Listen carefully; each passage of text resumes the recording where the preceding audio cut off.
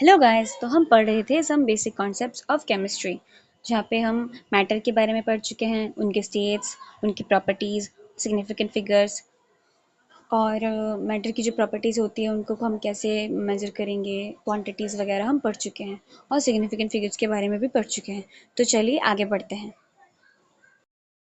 Significant figures कोई भी ऐसी संख्याएं होती हैं जिनके बारे में हमें पक्का पता होता है किसी कैलकुलेशन के बाद। मान लीजिए जिस संख्या के बारे में, जिस नंबर्स के बारे में, जिन नंबर्स के बारे में हम एकदम सर्टेन होते हैं और जो मीनिंगफुल होते हैं वो होते हैं सिग्निफिकेंट फिगर्स। अभी सिग्निफिकेंट फिगर्स को लेके हमें कुछ कैलकुलेशंस भी करनी पड़ती हैं और उन कैलकुलेशंस के भी कुछ रूल होते हैं, उन ऑपरेशंस के भी कुछ रूल होते हैं। आइए उन रूल्स को देखते हैं। एडिशन और सब्सट्रैक्शन का अगर ऑपरेशन हो तब रूल्स कैसे होते हैं और मल्टीप्लिकेशन और डिवीजन में कैसे होते हैं अभी हम देखेंगे। तो एडिशन और सब्सट्रैक्शन में जैसे कि आप देख सकते हैं स्क्रीन पे 4 नंबर दे रखे हैं हमने। 0.336 में कितने सिग्निफिकेंट फिगर्स है? 3। 1.1 में 2, 3.66 में 2 और 3.1 में भी 2। माफ कीजिएगा, 3.66 में 3 है सिग्निफिकेंट फिगर्स। तो जब हम इनको जोड़ेंगे तो कैलकुलेटर के हिसाब से, प्रॉपर कैलकुलेशन के हिसाब से हमारा आंसर आएगा 8.196। लेकिन जब भी हम आंसर सिग्निफिकेंट फिगर्स के अकॉर्डिंग एक्सप्रेस करना चाहेंगे तब हम एक चीज़ नोटिस करेंगे कि कौन सा नंबर है जिसमें डेसिमल प्लेस के बाद, मतलब डेसिमल प्लेस के राइट साइड में सबसे कम नंबर ऑफ सिग्निफिकेंट फिगर्स है। पहले वाले में 3 है, दूसरे वाले में 1 है, तीसरे वाले में डेसिमल के बाद 2 सिग्निफिकेंट फिगर्स है और चौथे वाले में भी डेसिमल के बाद सिर्फ एक ही सिग्निफिकेंट फिगर है। तो हमें पता चल गया कि कौन से नंबर्स में डेसिमल पॉइंट के बाद सबसे कम सिग्निफिकेंट फिगर्स है। वो है 1.1 और 3.1। यहाँ पे डेसिमल पॉइंट के बाद सिर्फ एक ही सिग्निफिकेंट फिगर है, तो हमारा आंसर भी हम बिल्कुल वैसे ही एक्सप्रेस करेंगे, 8.1 लिखेंगे, मतलब डेसिमल पॉइंट के बाद सिर्फ एक ही सिग्निफिकेंट फिगर लिखेंगे। अभी हम आगे बढ़ते हैं मल्टीप्लिकेशन और डिवीजन के रूल्स की तरफ। तो यहाँ पर भी रूल्स कुछ वैसे ही है, एडिशन और सब्ट्रैक्शन जैसा ही। अभी भी हम ढूंढेंगे कौन सी वाली ऐसी संख्या है जिसमें डेसिमल पॉइंट के बाद सबसे कम नंबर ऑफ सिग्निफिकेंट फिगर है। जैसे कि आप देख सकते हैं 5.2 इंटू 6.00। यहाँ पे 5.2 में 2 सिग्निफिकेंट फिगर है और डेसिमल पॉइंट के बाद सिर्फ एक सिग्निफिकेंट फिगर है। मतलब ये हो गया हमारा रिक्वायर्ड नंबर। हमें इसी की तलाश थी जिसमें डेसिमल पॉइंट के बाद सबसे कम नंबर ऑफ सिग्निफिकेंट फिगर हो, तो हमें मिल गया। तो हम आंसर कैसे एक्सप्रेस करेंगे? ऐसे तो कैलकुलेशन करेंगे तो हमारा आंसर 31.200 आएगा, पर क्योंकि जो नंबर ऐसा है जिसमें डेसिमल प्लेस के बाद सबसे कम नंबर ऑफ सिग्निफिकेंट फिगर्स है, मतलब 5.2, जिसमें डेसिमल प्लेस के बाद सिर्फ एक ही सिग्निफिकेंट फिगर है, उसमें टोटल सिग्निफिकेंट फिगर्स कितने हैं? उसमें टोटल सिग्निफिकेंट फिगर्स है 5 और 2 मतलब 2। तो हम आंसर भी बिल्कुल वैसे ही एक्सप्रेस करेंगे। हमारा आंसर होगा सिर्फ 31, जिसमें सिग्निफिकेंट फिगर्स भी सिर्फ 2 ही है, जिसमें सिग्निफिकेंट फिगर भी सिर्फ 2 ही है। लॉज ऑफ केमिकल कॉम्बिनेशन, ये कुछ ऐसी रूल्स होती हैं या फिर ऐसी सेट ऑफ रूल्स और लॉज होती हैं जो इस बात को डिटरमाइन करती हैं, ऐसी चीज़ों को गवर्न करती हैं कि एलिमेंट्स जो हैं वो कैसे कंबाइन करेंगे आपस में और कंबाइन करके एक नया कंपाउंड बनाएंगे। ये एक साइंटिस्ट की मदद करती हैं ताकि वो एक रिएक्शन को मैथमेटिकली सजा सके, स्टोशियोमेट्रिकली कितना कंपाउंड चाहिए, उसका मास, उसका मेजरमेंट, वो सब एक सही ढंग से कर सके। उस चीज़ के लिए ये लॉज हमारे काम आती हैं। तो आगे बढ़ते हैं। सबसे पहला लॉ है law of conservation of mass. इसका एक डेफिनेशन आप देख सकते हैं स्क्रीन पे। This law states that mass is neither created nor destroyed in a chemical reaction. The total mass of the reactants equals the total mass of the products. मतलब मोटी मोटी बात यह है कि ना हम कोई मास क्रिएट कर सकते हैं और ना ही कोई मास डिस्ट्रॉय कर सकते हैं। ना ही कोई मास, मतलब मास किसका होगा? मैटर का होगा। मतलब ना ही कोई मैटर हम डिस्ट्रॉय कर सकते हैं और ना ही हम क्रिएट कर सकते हैं। मैटर ऑलरेडी एग्जिस्ट करता है, हम 2-3 मैटर मिला के कुछ एक नई चीज़ बना सकते हैं, यही कहना चाहता है ये लॉ। मतलब उसका मास हम डिस्ट्रॉय नहीं कर सकते, वो कांस्टेंट ही रहेगा, उसको हम डिस्ट्रॉय भी नहीं कर सकते और कुछ अलग मास नहीं क्रिएट कर सकते। 4-5 चीज़ों का मास, 4-5 चीज़ें मिला लेंगे, उनका अलग अलग मास होगा, उनको जोड़ देंगे, फिर हम जो उन चीज़ों को मिला के जो और एक नई सी चीज़ बनेगी, उसका मास भी इन जो चीज़ें हमने पहले ली थी उन सब का ही जोड़ होगा, उन सब का ही सम होगा। ऐसे ही मतलब एक रिलेशन होगा उन सब में, रिलेशन एस्टैब्लिश्ड हो चुकी होगी। तो कुछ ना ही हमने कुछ अलग ही क्रिएट कर दिया और ना ही हमने वो पहले वाला मास डिस्ट्रॉय कर दिया। यही है law of conservation of mass. उसके बाद आता है लॉ ऑफ डेफिनेट प्रोपोर्शंस और the law of constant composition. This law states that a given compound always contains the same proportion of elements by mass regardless of the sample size or source of the compound। मतलब मोटी मोटी बात, सीधी सादी बात ये है कि मान लीजिए कोई गिवन कंपाउंड है, वो मान लेते हैं हम पानी है, हम बोतल का पानी ले ले कि नाली का पानी ले ले, कहीं का भी पानी ले ले, उसमें जो हाइड्रोजन है और ऑक्सीजन है वो जिस प्रोपोर्शन में बोतल के पानी में है उसी प्रोपोर्शन में नाली के पानी में है। मतलब पानी कहीं का भी हो, वो सब्सटेंस, वो कंपाउंड, पानी क्या है, कंपाउंड ही है ना, वो कंपाउंड कहीं का भी हो, पर उसका जो प्रोपोर्शन है, उसके अंदर जो एलिमेंट्स है, उसके अंदर जो चीज़ें हैं, उनका जो प्रोपोर्शन होगा, वो मास का रेशियो हो, जो भी हो, वो जो प्रोपोर्शन होगा ना, वो हमेशा फिक्स्ड होगा, वो चेंज नहीं होगा, वो हर जगह सेम होगा। हम नाली का ले ले कि बर्फ पिघला ले कि जमीन खोद के पानी निकाल ले, नाली से निकाल ले, कहीं से निकाल ले, उस पानी में हाइड्रोजन और ऑक्सीजन का जो प्रोपोर्शन है वो हमेशा फिक्स्ड रहेगा। आगे बढ़ते हुए आता है लॉ ऑफ मल्टीपल प्रोपोर्शंस। इस लॉ से हमें ये पता चलता है कि अगर कोई ऐसे एलिमेंट्स है, सेम एलिमेंट्स है जो कंबाइन करते हैं दो अलग अलग तरीके से और दो अलग अलग कंपाउंड बनते हैं, जैसे कि हाइड्रोजन और ऑक्सीजन हो गया, हाइड्रोजन और ऑक्सीजन कंबाइन करके H2 भी बनता है, मतलब पानी भी बनता है, और हाइड्रोजन और ऑक्सीजन कंबाइन करके हाइड्रोजन पेरोक्साइड भी बनता है, मतलब H2O2 भी बनता है। तो तब क्या होता है, तब क्योंकि हाइड्रोजन पेरोक्साइड में 2 ऑक्सीजन होते हैं ना, और पानी में कितना ऑक्सीजन होता है, H2 में सिर्फ एक ही ऑक्सीजन होता है। तो इन दोनों कंपाउंड में मान लीजिए ऑक्सीजन है, तो ऑक्सीजन का जो रेशियो होगा ना, पानी में क्या होगा, H2O है, मतलब सिर्फ एक ही ऑक्सीजन है, तो ऑक्सीजन का मास होगा 8, और पेरोक्साइड में क्या होगा, H2O2 है, मतलब वजन हो गया, मतलब मास हो गया 8 इंटू 2 मतलब 16 ग्राम्स। तो रेशियो क्या होगा, H2O और H2O2 के दोनों ऑक्सीजन्स का 8:16 मतलब 1:2। ऐसे ही हाइड्रोजन का भी एक रेशियो होगा।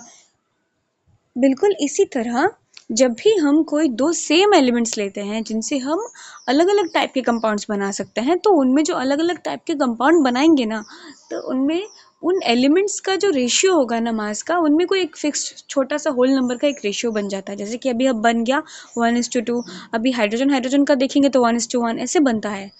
यही बोलता है ये लॉ हमें।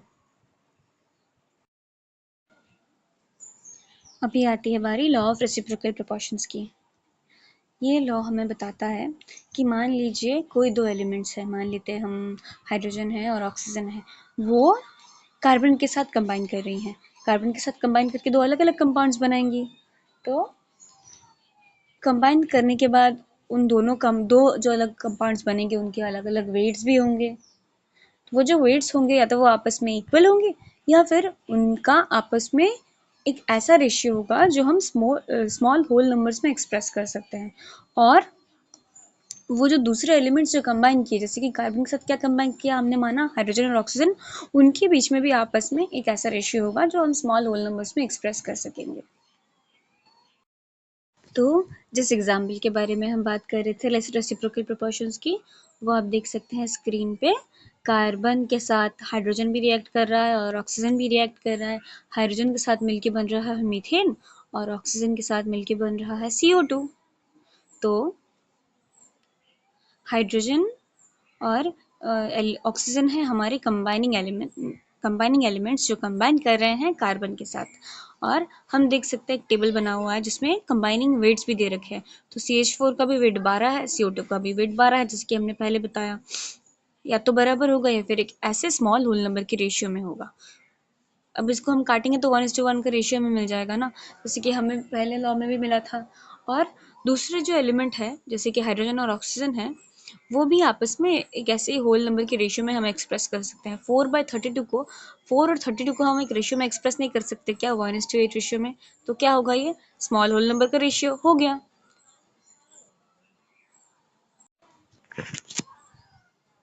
Gay-Lussac's law of combining volumes, ये भी एक्चुअली ऐसे ही एक रेशियो के बारे में बात करता है। पर अब तक हम बात कर रहे थे और मतलब सॉलिड भी हो सकता है, लिक्विड भी हो सकता है, ऐसी चीज़ों के बारे में, तो हम मास का रेशियो कैलकुलेट कर रहे थे, मास के रेशियो के बारे में बात कर रहे थे। लेकिन गे-लुसैक्स लॉ बात करता है वॉल्यूम के रेशियो के बारे में। मतलब अकॉर्डिंग टू गे-लुसैक्स लॉ, जैसे कि हमने देखा पहले जो एलिमेंट्स कंबाइन कर रहे थे उनके बीच में आपस में एक रेशियो एस्टैब्लिश होता है। गे-लुसैक्स लॉ बताता है, मान लीजिए एक गैस है, हाइड्रोजन है, उसके साथ ऑक्सीजन रिएक्ट कर रहा है, दोनों का अलग अलग जो वॉल्यूम होगा ना, मान लीजिए हाइड्रोजन हमने ले लिया 100 ml वॉल्यूम ले लिया उसका, और ऑक्सीजन ले लिया हमने 50 ml, तो उनके बीच में आपस में एक रेशियो बन जाएगा ना, हाइड्रोजन 100 और ऑक्सीजन 50, तो कितना हो गया, 2:1 का रेशियो हो गया ना। तो ऐसे ही जो गैसेस कंबाइन करेंगी उनको हम उनके वॉल्यूम के रेशियो में, जितना हमने लिया है, कुछ कम लिया है कंबाइन करने के लिए, कुछ बनाने के लिए, दूसरा कुछ एक कंपाउंड बनाने के लिए, उसको हम एक होल नंबर के रेशियो में एक्सप्रेस कर सकते हैं। उनके वॉल्यूम्स को, उन गैसेस के वॉल्यूम्स को जितना हमने ले रखा है कुछ एक नया चीज़ बनाने के लिए, उनको हम एक स्मॉल होल नंबर के रेशियो में एक्सप्रेस कर सकते हैं। एवोगाड्रोज लॉ, एवोगाड्रो ही ऐसे पहले साइंटिस्ट थे जिन्होंने number of atoms, number of molecules, इनकी बारे में बात शुरू की। मतलब कितने एटम्स होंगे, कितने नंबर ऑफ मॉलिक्यूल्स होंगे, संख्या कितनी होगी, उनके इन सब चीज़ों के बारे में बातचीत सबसे पहले एवोगाड्रो ने ही शुरू की थी।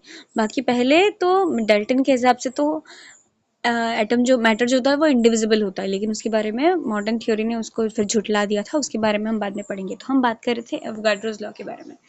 एवोगाड्रोज लॉ का जैसे कि आप स्टेटमेंट देख सकते हैं, वो बताता है कि Avogadro's law states that equal volumes of gases at the same temperature and pressure contain an equal number of molecules. मतलब सीधी सी इंग्लिश है, कोई भी समझ जाए तो चलिए समझ लेते हैं। एवोगाड्रो का लॉ हमें ये बताता है कि मान लीजिए हमने इक्वल वॉल्यूम ऑफ गैसेस लिए, हाइड्रोजन ले लिया, ऑक्सीजन ले लिया, सेम टेम्परेचर पे ले लिया, या फिर कार्बन डाइऑक्साइड भी ले लिया, सेम टेम्परेचर पे ले लिया, तो उसमें मॉलिक्यूल्स जो होंगे ना वो बराबर ही होंगे। और एवोगाड्रो का नंबर क्या है, 6.022 इंटू 10⁻23 है ना। तो मान लीजिए हमने 100 ml ऑक्सीजन ले लिया, 100 ml हाइड्रोजन ले लिया, 100 ml कार्बन डाइऑक्साइड ले लिया, या फिर 100 ml कुछ भी ले लिया, कोई भी गैस ले लिया। उसमें जो नंबर ऑफ मॉलिक्यूल्स होंगे ना, भले ही हाइड्रोजन का है, ऑक्सीजन का है, कार्बन डाइऑक्साइड का है, मीथेन का है, अलग अलग है, अलग अलग अलग कंपाउंड्स है, अलग अलग गैसेस है, लेकिन सेम टेम्परेचर पे और सेम प्रेशर पे उनके अंदर जो मॉलिक्यूल्स होंगे वो बिल्कुल बराबर होंगे, बिल्कुल सेम होंगे। हर गैस में सेम नंबर ऑफ मॉलिक्यूल्स होंगे। यही बताता है हमें एवोगाड्रोज लॉ। तो इसके बाद बारी आती है डाल्टन्स एटॉमिक थ्योरी की। डाल्टन की थियरीज ने ही फाउंडेशन ले किया फर्दर डेवलपमेंट ऑफ केमिस्ट्री का। इन्हीं थियरीज के बारे में इन्हीं थियरीज में ही जब उन्होंने एटम्स और इंडिविजिबल है और कैसे चीज़ें कंबाइन करती है और बनती है बात छेड़ी, तब धीरे धीरे दूसरे साइंटिस्ट ने सोचा नहीं, कुछ ऐसा भी हो सकता है, कुछ गलत भी हो सकता है उनकी थियरीज में। उनके बाद भले ही गलतियाँ निकली हैं उनकी थियरी में, पर उन्हीं गलती की वजह से ही तो केमिस्ट्री आगे बढ़ी है। तो चलिए पढ़ते हैं डाल्टन्स एटॉमिक थ्योरी के बारे में। तो सबसे पहला है एटम्स एज फंडामेंटल पार्टिकल्स। ये हमें बताता है, डाल्टन का पहला पोस्टुलेट था ये हमें बताता है कि जो एटम होता है ना वो इंडिविजिबल होते हैं, एकदम टाइनी टाइनी तो होते हैं, मैटर के टाइनी इंडिविजिबल पार्टिकल्स होते हैं एटम्स। मतलब एक मैटर में छोटे छोटे छोटे छोटे पार्टिकल्स होते हैं जिनको हम बोलते हैं एटम, और वो इंडिविजिबल होते हैं, मतलब उनको हम और छोटे भागों में भाग नहीं कर सकते, हम उनको तोड़ नहीं सकते। लेकिन हमें तो पता है ना ये झूठ है। हम ये बाद में साबित हुआ था एक्चुअली कि एटम्स को भी हम तोड़ सकते हैं, इलेक्ट्रॉन, प्रोटॉन्स, न्यूट्रॉन्स, न्यूक्लियस भी होता है, एकदम फट फट जाएगा एटम, तो क्या क्या निकलेगा, क्या क्या अलग अलग चीज़ें हैं एटम्स में, इनके बारे में हम बाद में पढ़ेंगे। फिर आता है identical atoms of an element, that is atoms of a given element are identical in mass and properties. Atoms of different elements differ in mass and properties. ये हमें बताता है कि मान लीजिए कोई गिवन एलिमेंट है, उसके जो एटम्स हैं वो आइडेंटिकल होंगे, मतलब बिल्कुल बराबर होंगे। जैसे कि हाइड्रोजन का हर एटम बिल्कुल बराबर होगा, और अलग अलग एटम्स के अलग अलग एटम्स अलग अलग एलिमेंट्स में प्रेजेंट होंगे। जैसे कि हर अलग अलग एलिमेंट का एटम बिल्कुल अलग अलग होगा, उनमें आपस में कोई संबंध नहीं होगा। पर ये लॉ भी बाद में क्या बोले, डिसअप्रूव, मुझे नहीं पता एक्चुअली इसका सही इंग्लिश, गलत साबित हो गया था, हम ऐसे बोल सकते हैं। हाँ, तो उसके बाद आता है कंपाउंड्स एंड रेशियोज। ये हमें बताता है कि जो एटम्स होते हैं ना, वो कंबाइन करते हैं दूसरा एक कंपाउंड बनाने के लिए एक फिक्स्ड रेशियो में। जैसे कि आप देख सकते हैं H2 है, उसमें 2 हाइड्रोजन है और 1 ऑक्सीजन है, मतलब वो एक फिक्स्ड रेशियो में कंबाइन किया है, 2 हाइड्रोजन कंबाइन किया 1 ऑक्सीजन के साथ।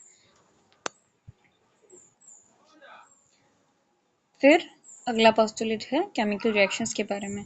ये हमें बताता है कि केमिकल रिएक्शंस में जो अलग अलग एलिमेंट्स हम कंबाइन करते हैं, उनके जो एटम्स होते हैं ना, वो आपस में बस रीअरेंज ही करते हैं, वो चेंज नहीं होते। मतलब हमने कार्बन ले लिया, ऑक्सीजन ले लिया, और उनके अंदर जो एटम्स होंगे वो कंबाइन करने के बाद जो CO2 बनेगा ना, वो CO2 के जो एटम्स होंगे वो CO2 के एटम्स नहीं होंगे, उनके अंदर जो प्रॉपर्टीज होंगी ना, वो कार्बन की एटम्स की अलग होंगी, ऑक्सीजन के एटम्स की अलग होंगी। और ये सुन के ही हम बता सकते हैं ना, इसमें कुछ तो गड़बड़ है दया, ये थोड़ी तो गलत बात है। इसके बारे में भी हम आगे पढ़ेंगे। ये मैक्सिमम जो उन्होंने पॉपुलेट दिए थे ना, वो गलत साबित हो गए थे। वो दूसरे साइंटिस्ट ने और रिसर्च की तो पता चला कि अरे कुछ तो गड़बड़ है, ऐसा तो नहीं हो रहा है। और फिर एकदम लास्ट में आता है, last but not least, conservation of mass. मतलब किसी भी केमिकल रिएक्शन में हम कितना भी रिएक्टेंट लेंगे, उसका जो रिएक्टेंट लेंगे, वो जो कंबाइन करके जो प्रोडक्ट बनेगा, वो जो जो हमने रिएक्टेंट का मास लिया था ना, वो प्रोडक्ट और वो प्रोडक्ट का मास जो अभी बना है, वो बिल्कुल बराबर बराबर होगा। मतलब जो मास जो है मैटर का, वो एकदम कंजर्व हो गया, बिल्कुल ही खर्च नहीं हुआ है, डिस्ट्रॉय नहीं हुआ है। जितना हमने लिया था हमें बराबर उतना ही मिल गया है। फिर इसके बाद आई मॉडर्न एटॉमिक थ्योरी, जहाँ पे डाल्टन की बहुत सारी थियरीज गलत साबित हो गई, डाल्टन की बहुत सारे पोस्टुलेट्स गलत साबित हो गए। सबसे पहला वाला गलत साबित हुआ, जो हमें बताता था कि एटम्स आर इनडिविजिबल। इस पोस्टुलेट में हमें पता चलता है, मॉडर्न एटॉमिक थ्योरी में ये बताती है कि एटम जो होता है उसके अंदर एक न्यूक्लियस होता है, न्यूक्लियस में प्रोटॉन्स होते हैं, न्यूट्रॉन्स होते हैं, और एक एटम में न्यूक्लियस के इर्द गिर्द एनर्जी लेवल्स होते हैं, अलग अलग एनर्जी शेल्स होती हैं, उनमें इलेक्ट्रॉन्स प्लेस्ड होते हैं। और वो जो न्यूट्रॉन होता है वो न्यूट्रल होता है, प्रोटॉन पॉजिटिवली चार्ज होता है, इलेक्ट्रॉन नेगेटिवली चार्ज होते हैं। ये सब हमें पता चलता है मॉडर्न एटॉमिक थ्योरी के बारे में, मॉडर्न एटॉमिक थ्योरी से ये सब हमें। तो यहाँ से हमें पता चला कि एटम्स जो होती हैं वो डिविजिबल होती हैं, वो और भी छोटे छोटे टुकड़ों में हम भाग कर सकते हैं। और उस एक एटम के अंदर न्यूक्लियस होता है, न्यूक्लियस में प्रोटॉन होते हैं, न्यूट्रॉन्स होते हैं, और इर्द गिर्द उसके इलेक्ट्रॉन्स घूम रहे होते हैं। फिर आती है बारी एटॉमिक नंबर और मास नंबर की। एटॉमिक नंबर एक ऐसा नंबर होता है जिससे हमें पता चलता है कि उस एटम में, मतलब उस एलिमेंट के एटम में कितने प्रोटॉन्स प्रेजेंट है। जैसे कि मान लेते हैं हम हाइड्रोजन है, उसमें सिर्फ एक ही प्रोटॉन प्रेजेंट है, तो उसका एटॉमिक नंबर है 1। मगर एक हाइड्रोजन के 3 मास नंबर हमें पता है ना, तो उससे हमें क्या पता चलता है, उससे हमें पता चलता है उसके आइसोटोप्स के बारे में। मतलब हाइड्रोजन का एक का मास होता है 1, दूसरे वाले का आइसोटोप का मास होता है 2, तीसरे वाले का होता है 3। मतलब एक हो गया हमारा नॉर्मल हाइड्रोजन, फिर हो गया हमारा ड्यूटेरियम, फिर हो गया हमारा ट्रिटियम। मतलब 3 आइसोटोप्स हो गए हाइड्रोजन के, और तीनों की प्रॉपर्टीज में थोड़ा थोड़ा अंतर होता है, थोड़ी थोड़ी डिफरेंसेस होते हैं, मगर उनका एटॉमिक नंबर सेम है। मतलब उनके अंदर जो प्रोटॉन्स है ना, प्रोटॉन्स की संख्या सेम है, एक ही है। उसके बाद बारी आई क्वांटम मैकेनिक्स की रिसर्च की। क्वांटम मैकेनिक्स से हमें पता चला कि हमने भी कहा ना एनर्जी शेल्स थोड़ी देर पहले, कि एनर्जी शेल्स है एक एटम में। वो एनर्जी शेल्स या फिर जो ऑर्बिटल्स है वो फिक्स्ड नहीं है, वो एक, जैसे कि यहाँ पे लिखा है प्रोबेबिलिस्टिक ऑर्बिटल है, मतलब एक फिक्स्ड पाथ नहीं है। आसपास एक इर्द गिर्द एक इलाका है। मान लीजिए एक ऑर्बिटल की जैसा ही एक इलाका है, उसमें इलेक्ट्रॉन्स आप घूम रहे हैं, एक न्यूक्लियस के इर्द गिर्द घूम रहे हैं, लेकिन मतलब एक इलेक्ट्रॉन वो जो आसपास के एरिया में जो घूम रहा है वो एग्जैक्टली कहाँ प्रेजेंट है वो हम नहीं बता सकते। इसी से आती है अनसर्टेनिटी की बात, जो हम पढ़ते हैं अनसर्टेनिटी, हाइजेनबर्ग्स की अनसर्टेनिटी, जो हम आगे पढ़ेंगे। फिर आई बारी केमिकल बॉन्ड्स की। हमें डाल्टन ने बताया था कि कंबाइन तो करते हैं एटम्स, और वो मतलब उनकी प्रॉपर्टीज तो कुछ खास नहीं बदलती हैं, वो अलग अलग रह जाते हैं, ऐसा बिल्कुल नहीं है। हमें मॉडर्न एटॉमिक थ्योरी से पता चला कि जो केमिकल कंबाइन करते हैं, कंपाउंड, जो नया कंपाउंड बनता है उनमें केमिकल बॉन्ड्स होते हैं। उन वो बॉन्ड्स कैसे बनते हैं, एटम्स आपस में बॉन्ड बनाते हैं कंपाउंड बनाने के लिए। और वो बॉन्ड्स कैसे बनते हैं, इलेक्ट्रॉन के इंटरेक्शन से। कभी इलेक्ट्रॉन शेयर किया जाता है, कभी इलेक्ट्रॉन पूरी तरह से दे दिया जाता है। शेयरिंग को बोलते हैं कोवेलेंट बॉन्डिंग, और बिल्कुल दे देने को बोलते हैं ट्रांसफरिंग ऑफ इलेक्ट्रॉन्स या फिर ionic bonding. Conservation of mass and energy, ये एक ऐसा वो कंजर्वेशन ऑफ मास एनर्जी, इसमें कुछ खास बदलाव नहीं हुआ, बस छोटे से बदलाव आया कि एनर्जी भी कंजर्व होती है। डेल्टन ने बताया था कि मास कंजर्व होता है, बाद में हमें पता चला कि एनर्जी भी कंजर्व होती है। और कैसे कंजर्व होती है, according to this equation, Einstein equation E equal to m c square, हमें पता चलता है कि एनर्जी भी कंजर्व होती है, और उनके बीच में हम एनर्जी और मास के बीच में हम एक रिलेशन भी एस्टेब्लिश कर सकते हैं, जो कि हम इस इक्वेशन में देख सकते हैं। तो मान लीजिए कोई केमिकल रिएक्शन है, वो शुरू करने के लिए हमने कुछ रिएक्टेंट्स लिए। उन रिएक्टेंट्स का जो मास होगा, उन मास को हम डिस्ट्रॉय नहीं कर सकते, वही मास हमें प्रोडक्ट के साइड में भी मिलेगा, वही मास हमें मिलेगा प्रोडक्ट के साइड में।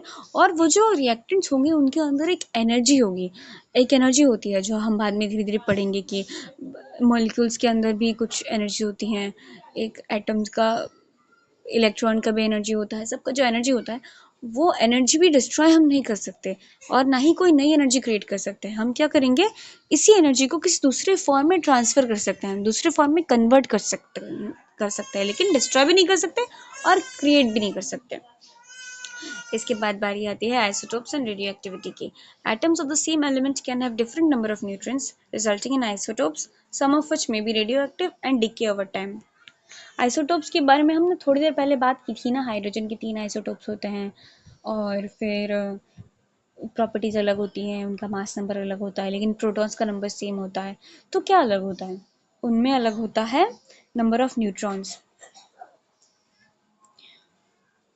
नंबर ऑफ न्यूट्रॉन्स अलग होता है, और उसी से ही आइसोटोप्स का हमें पता चलता है। और कुछ कुछ आइसोटोप्स रेडियो एक्टिव भी हो सकते हैं, जैसे कि कार्बन हो गया। कार्बन का एक आइसोटोप है कार्बन 12, जो कि हर चीज़ में मोस्टली प्रेजेंट होता है। और एक आइसोटोप है जो बहुत ही कम मात्रा में प्रेजेंट होता है, कार्बन 13, वो रेडियो एक्टिव होता है, और वो कार्बन डेटिंग या फिर दूसरे रिसर्च पर्पसेस में काम आता है, क्योंकि वो बहुत कम अमाउंट में होता है ना। तो बहुत सारे कार्बन 12 में कार्बन 13 हम डिटेक्ट कर सकते हैं। तो उससे हम पता कर सकते हैं कि मान लीजिए कोई बहुत पुराना पेड़ है, या फिर कोई हमें कुछ ज़मीन से कुछ मिला है बहुत पुरानी सिविलाइजेशन का, तो उससे हम कार्बन डेटिंग से ना उसका उम्र पता लगा सकते हैं। तो आज की क्लास यहीं तक रखते हैं। Some basic concepts of chemistry continue होगी आगे जानने के लिए, और आगे देखने के लिए बने रहिए हमारे साथ। अगर आपको हमारा कंटेंट अच्छा लगा है तो सब्सक्राइब करें, लाइक करें और शेयर करें, और बेल आइकन को भी दबा दें, ताकि आप कोई भी अपडेट मिस ना करें।